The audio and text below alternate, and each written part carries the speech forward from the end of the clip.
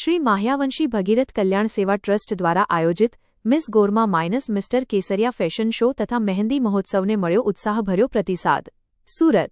શ્રી માહ્યાવંશી ભગીરથ કલ્યાણ સેવા ટ્રસ્ટ દ્વારા તારીખ 26 જુલાઈ 2026ના રોજ સ્નેહ સંકુલ ભવન, અડાજણ સુરત ખાતે આયોજિત miss Gorma minus mister Kesariya fashion show તથા મહેંદી મહોત્સવ ઉત્સાહ અને ભવ્યતા સાથે સફળતાપૂર્વક યોજાયો હતો.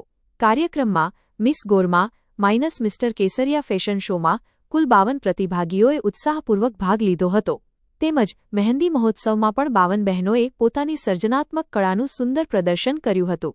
તમામ સ્પર્ધકોએ આત્મવિશ્વાસ, પ્રતિભા અને સાંસ્કૃતિક મૂલ્યોને ઉજાગર કરતા દર્શકોની ભરપૂર પ્રશંસા મેળવી હતી. કાર્યક્રમમાં સમાજના આગેવાનો, મહાનુભાવો, વડીલો, મહિલાઓ અને યુવાનો મોટી સંખ્યામાં ઉપસ્થિત રહ્યા હતા. ઉપસ્થિત મહેમાનોએ ટ્રસ્ટના આ પ્રયાસની પ્રશંસા કરી અને સમાજમાં રહેલી પ્રતિભાઓને પ્રોત્સાહન આપતા આવા કાર્યક્રમો સતત યોજાતા રહે તેવી શુભેચ્છાઓ પાઠવી હતી. શ્રી માહ્યાવંશી ભગીરથ કલ્યાણ સેવા ટ્રસ્ટે કાર્યક્રમને સફળ બનાવવા માટે તમામ મહેમાનો, પ્રતિભાગીઓ, સ્વયંસેવકો, દાતાશ્રીઓ, આયોજકો તથા મીડિયા પ્રતિનિધિઓનો હૃદયપૂર્વક આભાર વ્યક્ત કર્યો છે.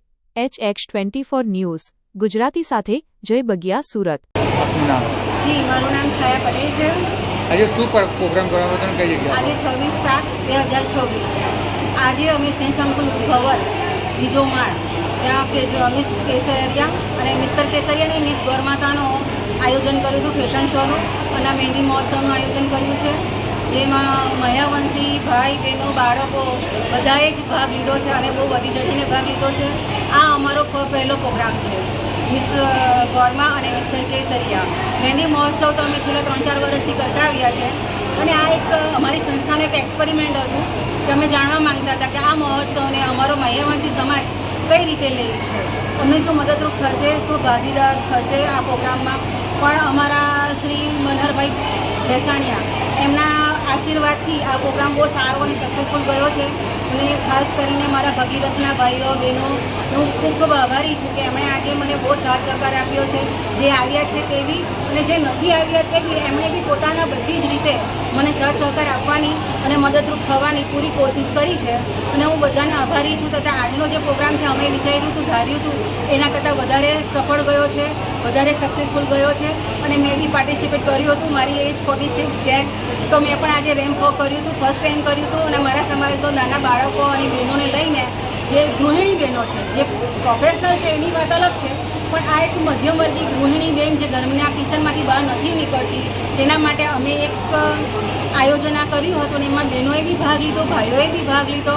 એ જાણીને જોઈને મને ઉત્સાહ અને ઉમંગ વધ્યો છે, ઘણો વધ્યો છે અને હું બહુ ખુશાલ છું કે મને બધી સમાજના સપોર્ટ કર્યો છે. માહ્યાવંશીની સાથે સાથે અમારા બહેનો પણ શ્રી જે બીજા સમાજના છે છતાંય મારા માટે આજે સમય કાઢીને એ અને એમના માતૃશ્રી પણ આવ્યા છે, મારી સખીઓ પણ આવી છે, જે લોકો આજે બધી જગ્યા પર પોતાની જવાબદારી સમજીને, પોતાના ઘરની જવાબદારી સમજીને આજે ભાગ ભજવી રહી છે.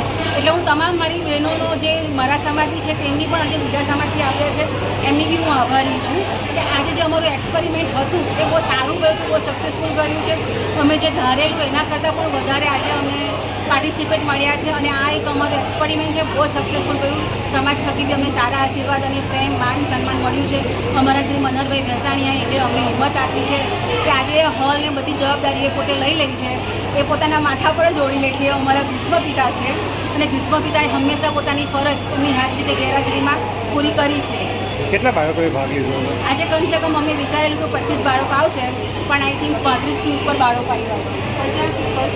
50 ઉપર બાળકો ફક્ત કેસરિયા ગોરમાતાના છે અને મહેંદીના અમારા 73 જેટલા છે.